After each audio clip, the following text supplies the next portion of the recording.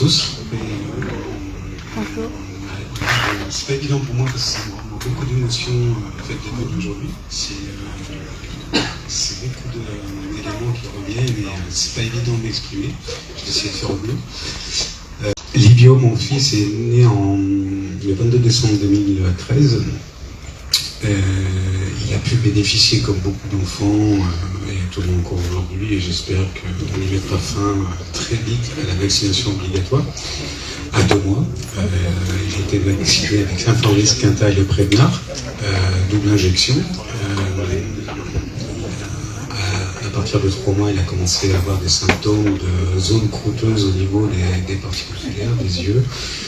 On était sur des vomissements et il ne retenait plus les biberons, ce qu'on lui apportait au niveau nutritionnel, avec des pics de fièvre, ça montait, ça descendait. Et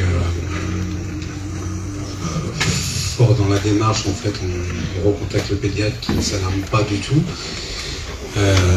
Qui prend pas, même ne serait-ce que faire un examen, on va dire, sur un prélèvement dermatologique pour comprendre ce que c'est ces croûtes qu'il avait autour des yeux.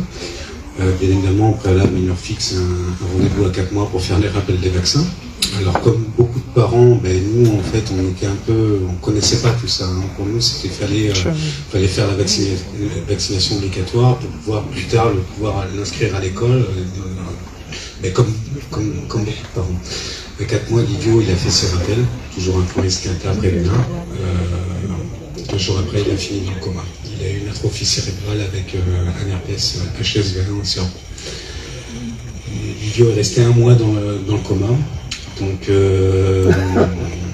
alors on nous a pas, le corps médical nous a, voilà les mots qu'ils nous ont dit, hein, c'est la faute à pas de chance. C'est la faute à pas de chance. Oui.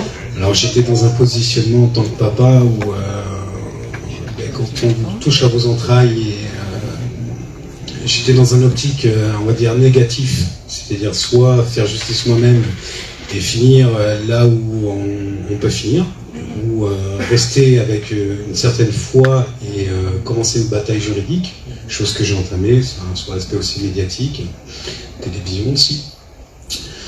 Livio, en fait, il est resté 1 an à l'hôpital suite à son coma.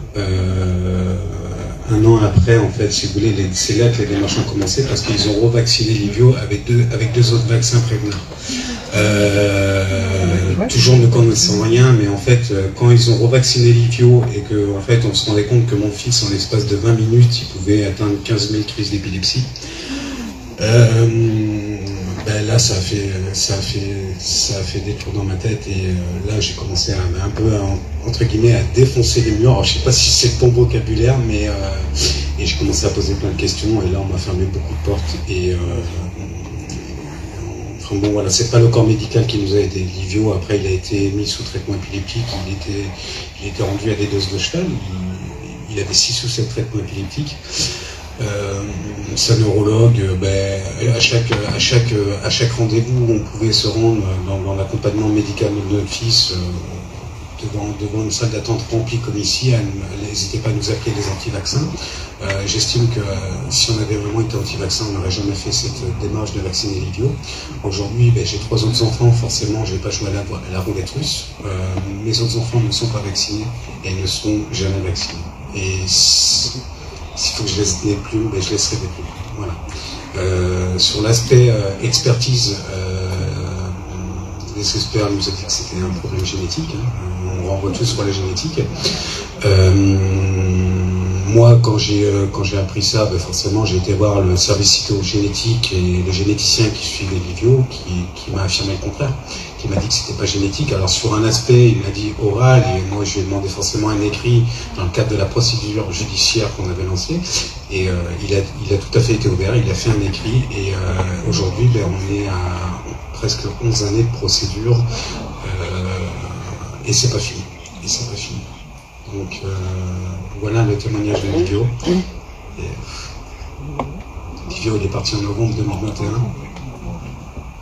Et voilà. Merci à tous et à tous ceux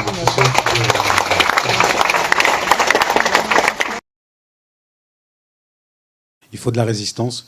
Je le dois pour mon fils et je le dois pour mes autres enfants parce que moi j'ai envie d'aller au paradis avec mon enfant. Stanislas. Merci, bon courage. Et merci pour malheureusement cet exemple. Et on en a trop souvent, on en entend trop parler. Et puis c'est quotidien maintenant. On nous parle aussi de tous les problèmes cardiaques chez les tout petits, des décès, des maladies graves, des encéphalopathies, des ci, des là, etc. etc. Donc voilà.